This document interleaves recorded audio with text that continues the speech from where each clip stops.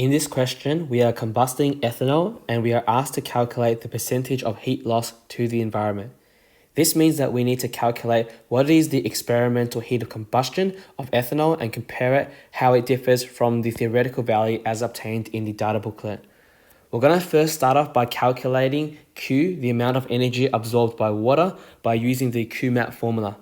When we plug these values in, we're going to get an answer of 6,270 joules, and I have converted it into kilojoules since we need to determine the delta H value, which is given in kilojoules. We should then calculate the amount of moles of ethanol that had undergone combustion by going mass divided by molar mass, and we'll therefore have an answer of 0.03913 moles. Now that we know the values of Q and the number of moles, we can calculate the experimental heat of combustion by dividing these two quantities, giving us an answer of 160.2 kilojoules per mole. From here, you can calculate the percentage heat loss in several ways.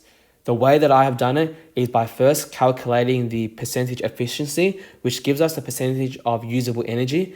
And to calculate the percentage heat loss, all we really need to do is subtract 100% from our answer, and this will be our final answer when corrected to 3 significant figures.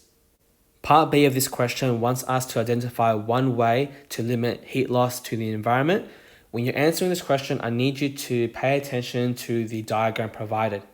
Notice how the can is already at a very close distance to the flame. So that means that if you mention anything along the lines of minimizing the distance between the can and the spirit burner, you wouldn't have gotten the mark because this distance is already acceptable. It's very close already, ensuring most of the heat released is absorbed by water. We have to think of other ways, and so therefore one possible answer that you may have is surrounding the can with a reflective heat shield. This means that any heat lost to the environment is going to go back in to the system and allowing water to absorb it.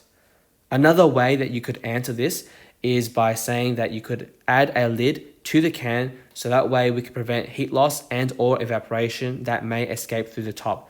So at the moment, this is an open system, so heat could therefore be lost. By adding a lid, it's now going to be a closed system, and therefore we can retain as much heat as possible, meaning that when you measure the change in temperature, it's going to be a lot more accurate.